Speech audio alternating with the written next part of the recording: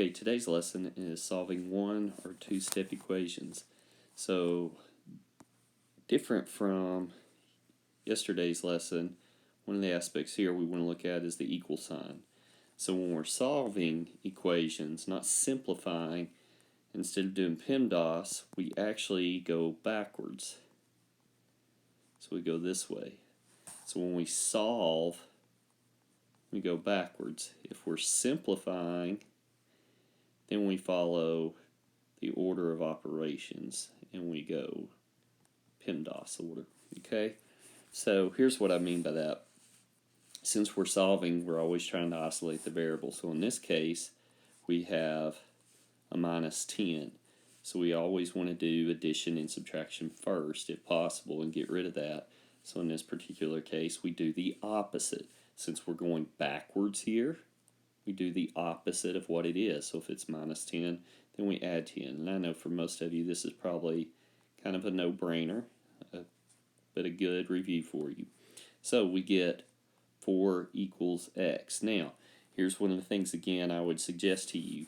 You might want to look at an example or look at the solution and then do a new problem, because it may want you to actually type x equals 4. It may want the variable first every time. Okay, so make sure you always do that on these problems. The same thing we'll do with the online textbook homework.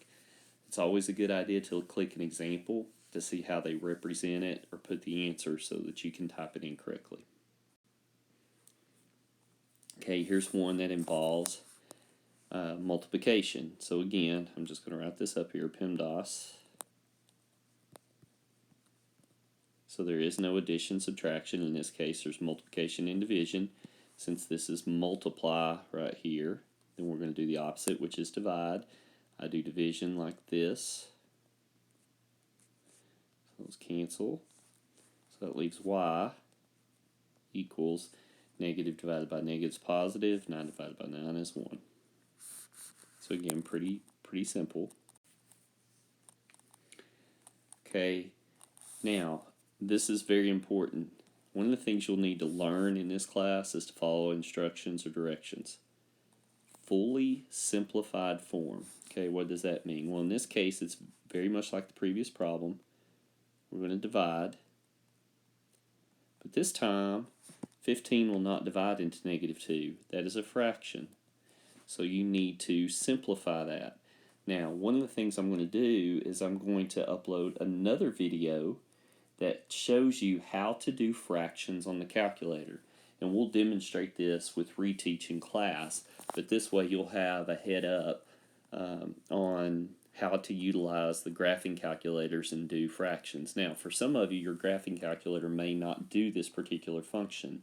It depends on what type of calculator you have. So we'll discuss that in the reteach in class on the next day.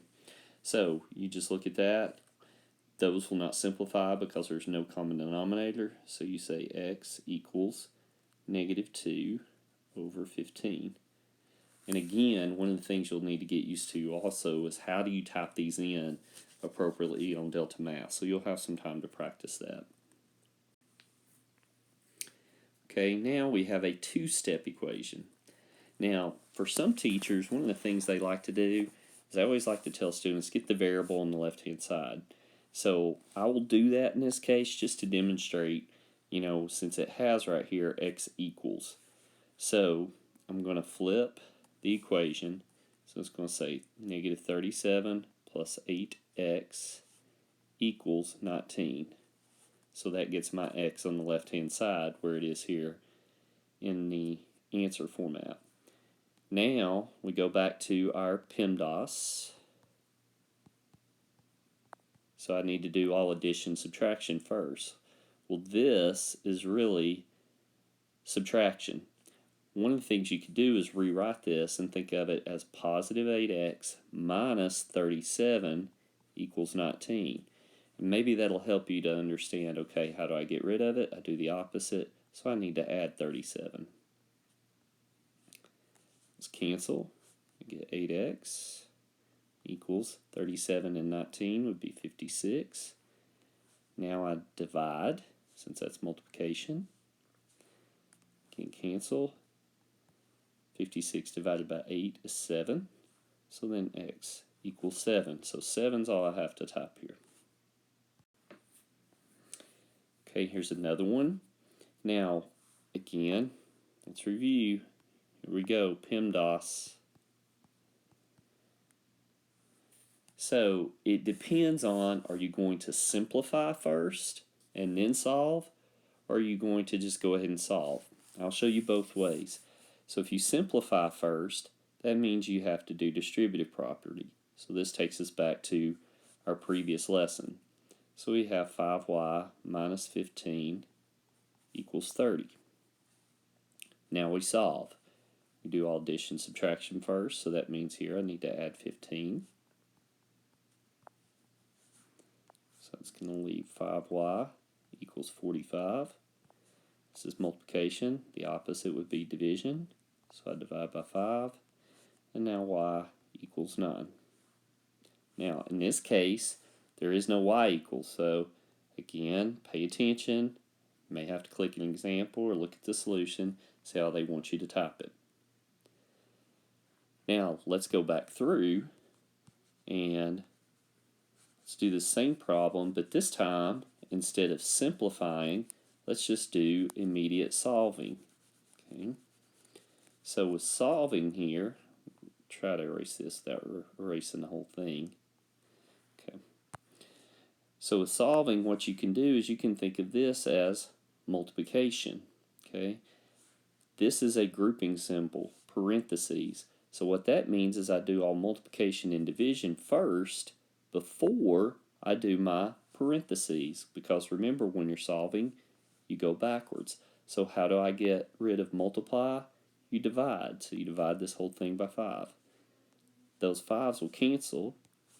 Now you got y minus 3 equals 6. What's the opposite of subtract 3? You add 3. Those cancel. And now you got y equals 9, which is the same thing we got the first time. So again, just to reiterate from the first lesson, this is not about a method, okay? You find what works for you and you do it that way. Let's do one more problem. What value of y makes the equation below true? Now, one of the things you can do is just work it out. But another thing you can do is you can plug in.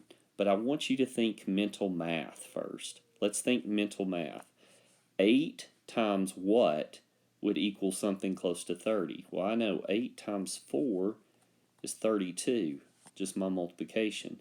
So I try 4 first. I'm just going to try to plug 4 in here. 8 times 4 is 32. 32 minus 1 is 31. So there's my answer choice. Okay, doing some mental math. Now, again, you could have just worked out the problem itself and added 1, got 32, then divided by 8, and you would have gotten, and you would have gotten 4. I can't write. There we go. Divide by 8, and now you get 4. So again, however you want to do it, but this is part of this course that I want you to learn, is that it's not about me showing you a way. It's about me helping you understand the concepts and you find what works for you. As long as it's mathematically correct.